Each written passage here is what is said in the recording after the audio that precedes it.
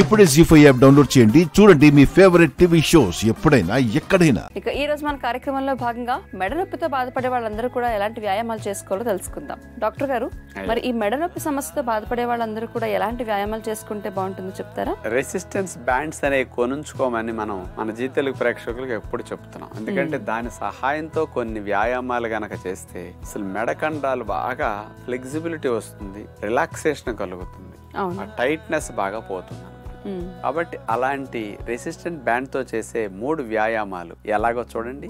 మెడ నొప్పి ఉన్న వారు తగ్గించుకోవడానికి ఉపయోగపడే 3 వ్యాయామాలను ఇప్పుడు మనం చూడబోతున్నాం. ముందుగా ఒక చిన్న సైజు టవల్ లాంటిది కానీ పొడవాటి నాప్కిన్ కానీ తీసుకుని చివరి భాగాన్ని చేతులతో అట్లా పట్టుకుని చిన్న టవల్ సెంటర్ భాగాన్ని మెడ వెనక భాగంలో వేసేసి చేతులు పైకి లేపేసి అట్లా లాగుతాం. మెడను వెనక్కి గెంటుతుంటాం, చేతులు ముందుకు లాగుతుంటాయి. దాని ద్వారా మెడ కండాలు బలపడతాయి. మనం అట్లని ఆ టవల్ తలకాయను ముందుకు లాగుతుంది, కానీ మన వెనక గెంటుతో అట్లా స్టిఫ్ గా పెట్టినప్పుడు యాక్షన్ బాగా జరుగుతుంది అనమాట కండరాల్లో.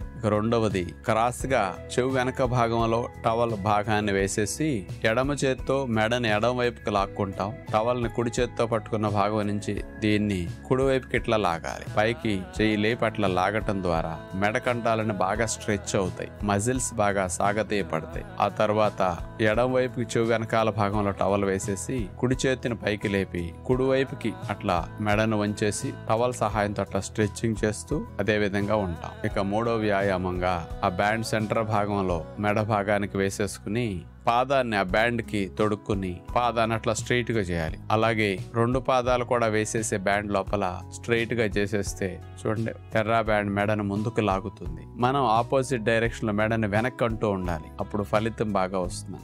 దీనివల్ల మెడ నొప్పి బాగా తగ్గుతుంది. చివరగా చూపించే వ్యాయామం చాలా మంచిది. మీరు చేస్తే మెడ నొప్పులు ఉన్న వారికి మంచి ఫలితం వస్తుంది. గుండ్రంగా ఉండే దివానం దిండు తీసుకుని వీపు భాగాన్ని దిండు మీద పెట్టేస్తాం. మెడ నేల కానే విధంగా అట్లా వెనకంటూ జరగాలన్నమాట. మెడ చూడండి బాగా విరిచినట్లు అవుతుంది. అసలు ముందుకు వంచి ఉద్యోగ వ్యాపారాలు చేసినప్పుడు నరాల పైన వచ్చిన ఒత్తిడి తగ్గటానికి ఇలా పెట్టి పడుకోవటం చక్కగా బ్యాక్ బెండింగ్ లో మంచిగా రిజల్ట్ ఇస్తుంది అనమాట.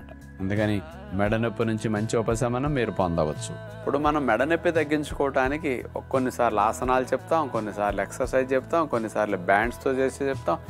ఏం చెయ్యాలి అని చాలా మంది కన్ఫ్యూజ్ అవుతూ ఉంటారు. ట్రై చేసి చూడండి. ఏది చేయటం వల్ల మీకు ఉపశమనం త్వరగా కనిపిస్తుందో, హాయిగా అనిపిస్తుందో దాన్నే మీరు అభ్యాసం చేయండి.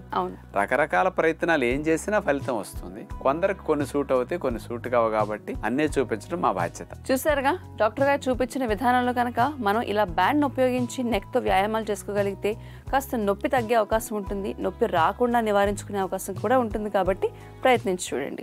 జీ5 యాప్ డౌన్లోడ్ చేసి అన్ని ఎపిసోడ్స్ పూర్తి ఉచితంగా చూడండి.